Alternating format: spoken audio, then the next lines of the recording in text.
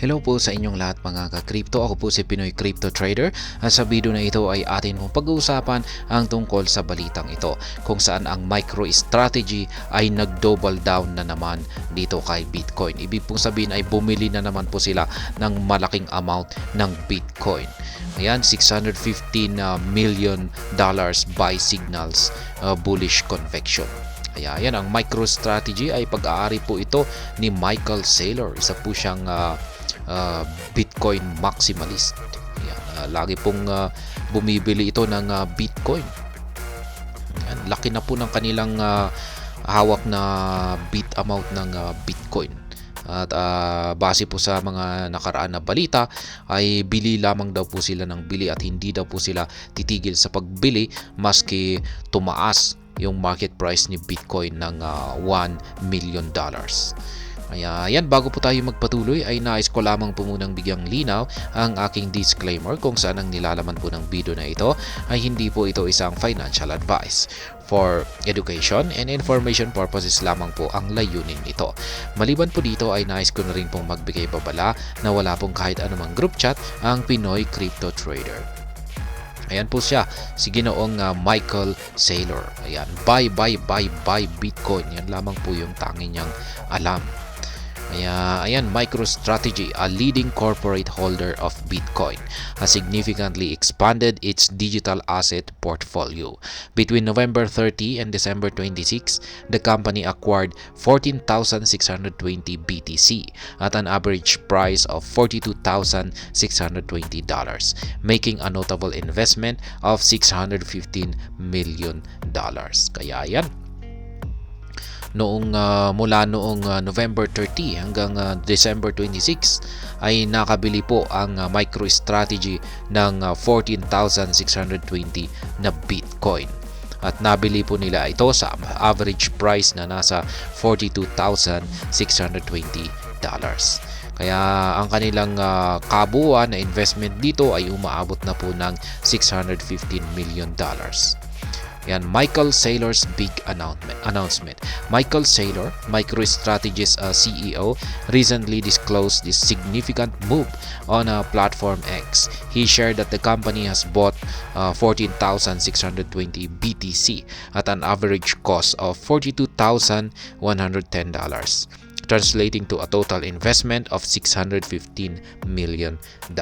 Kaya yan, narito po yung aktual na tweet ni Ginoong Michael Saylor. Yan, sa kanilang nabili na amount ng Bitcoin. Ayan. At sa average price po nito. Ayan, MicroStrategy acquires additional 14,620 BTC and now holds, ayan na po yung kanilang total na Bitcoin holdings. Nasa 189,150 BTC na po. Ayan. Under Saylor's leadership, MicroStrategy controls approximately 1% of the total circulating Bitcoin supply, which amounts to 189,150 BTC.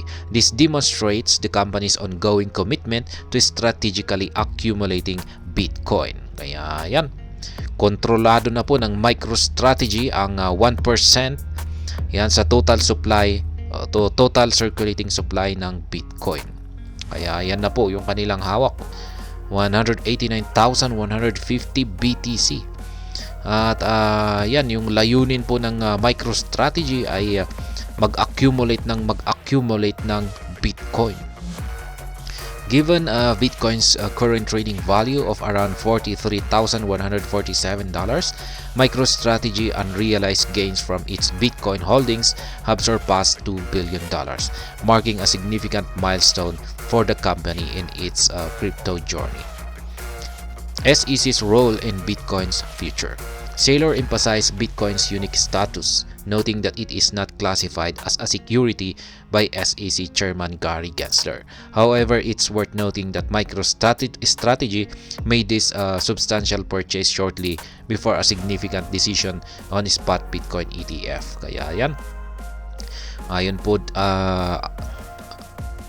po kay Ginoong Saylor, ay ang kagandahan po dito kay Bitcoin ay itinuturing po ito mismo ng SEC or ang SEC chairman niya si Gary Gensler na si Bitcoin ay hindi isang security. Kaya ibig sabihin ay wala po silang intensyon na habulin itong si Bitcoin. Kaya yung tanging hinahabol nilang mga cryptocurrencies ay yung classify o tinuturing po nilang security asset. Some analysts estimate 90% chance that the SEC will approve this ETF by January 10. Some critics question MicroStrategy's substantial investment in this volatile asset. The financial numbers from this move make a compelling case. Kaya yan, nalalapit na po kasi yung approval ng US SEC sa mga spot Bitcoin ETF. At ayan na po, ang January 10 ay ito na po yung deadline. Yan, ito po yung pinakahuling araw para magkaroon ng approval ang SEC or i-approve nila yung kauna-unahang application ng spot Bitcoin ETF. Kaya yan, may mga nagsasabing analyst na 90% chance na i-approve ng mga SEC ang mga spot Bitcoin ETF bago ang petsang January 10, 2024. MicroStrategy's Bitcoin holdings. As the crypto community awaits a possible ETF approval, the value of Bitcoin is expected to increase. This anticipated rise would further elevate the overall value of Bitcoin held by MicroStrategy. Kaya yan, habang yan, sa pagsapit po ng approval ng spot Bitcoin ETF ay marami pong umaasa na ang value ni Bitcoin ay tataas. Siyempre, hindi lamang po si Bitcoin. Yan, kasama na rin po ang buong crypto markets. Kaya yan, ito po yung mga holdings ni MicroStrategy. Ayan, meron din po silang Toncoin. Ayan, meron na rin po silang Shiba Inu, Litecoin, ayan, DAI, Bitcoin Cash, Cosmos, at saka Uniswap. Kaya yan yung kanilang mga ibang mga holdings. Currently, MicroStrategy's Bitcoin holdings are larger than several top cryptocurrencies. For example, Litecoin has a market cap of $5.6 billion. Shiba Inu is valued at $6.4 billion, and Toncoin, although close, is slightly below MicroStrategy with a value of $7.9 billion. Ayan po yung mga holdings, MicroStrategy's holdings.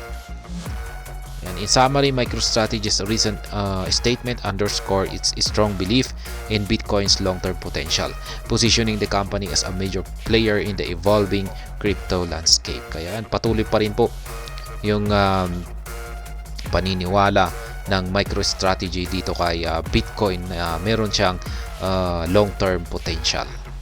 Kaya yan po ulit yung mga yan is MicroStrategy's yung kanilang mga Bitcoin holdings. Ayan, yung kanilang ibang mga